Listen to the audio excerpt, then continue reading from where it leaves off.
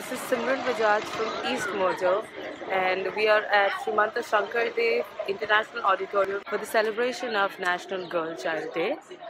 Starting from 2008, January 24th has been celebrated as National Girl Child Day. From January 20th to 26th is being celebrated as Beti Bachao Beti Padhao Week.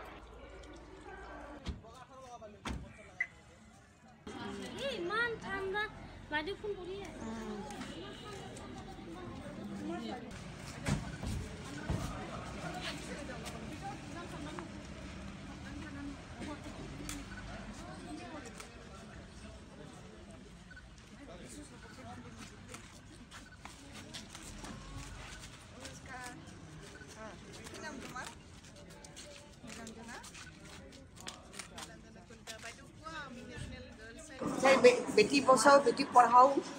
এই মিছনটো খুবেই ভাল আমাৰ কন্যা সন্তানসকলক যাতে সম অধিকাৰ দিয়া যায় সমাজখনে যাতে গম পায় যে ছোৱালীসকলৰ গুৰুত্বটো কিমান এই কথাটো যাতে গম পায় তাৰ কাৰণে এই এৱাৰনেছ আনাৰ কাৰণে এই মিছনটো হয় এইটো খুবেই ভাল আৰু আমাৰ সমাজখনক যদি আমি উন্নত সমাজ আমি বিচাৰোঁ তেতিয়াহ'লে কন্যা সন্তানসকলক ছোৱালীবিলাকক উপযুক্ত শিক্ষা পোৱাৰ অধিকাৰটো তেওঁলোকক দিব লাগে তেতিয়াহে তেওঁলোকে নতুন সমাজ গঢ়ি তুলিব সুন্দৰ সমাজ গঢ়ি তুলিব আৰু বিশ্বখনৰ পৰিৱৰ্তন আনিবৰ কাৰণে ক্ষমতাটো অকল মাতৃসকলৰ ওপৰত আছে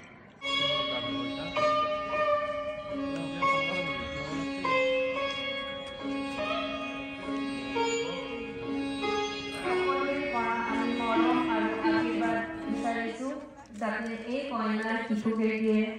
জীৱনত আগবাঢ়ি যাব পাৰে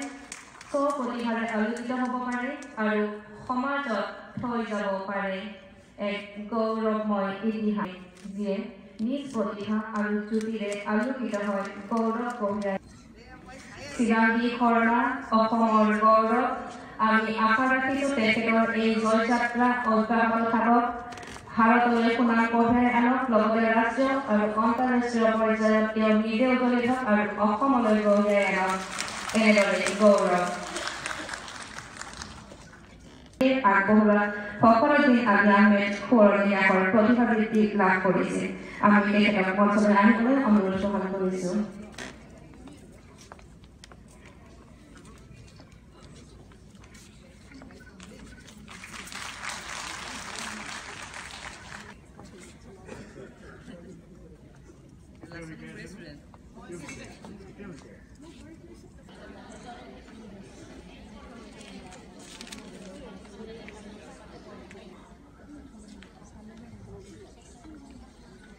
কামৰূপ মহানগৰ জিলাত বেটি বচাও বেটি পঢ়াও আঁচনিখনৰ জৰিয়তে আমি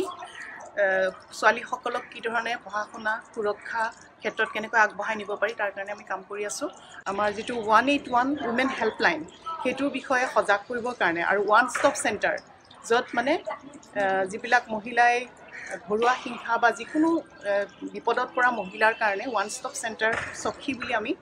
আমাৰ কামৰূপ মেট্ৰটো আছে বহুত জিলাতে ষ্টাৰ্ট হৈছে সেইবিলাকৰ বিষয়ে এতিয়া ৰাইজে গম পোৱা নাই গতিকে সেইবিলাক জনাবৰ কাৰণে আমি বাছ চিটি বাছত আৰু কেববিলাকত ওলা উবেৰ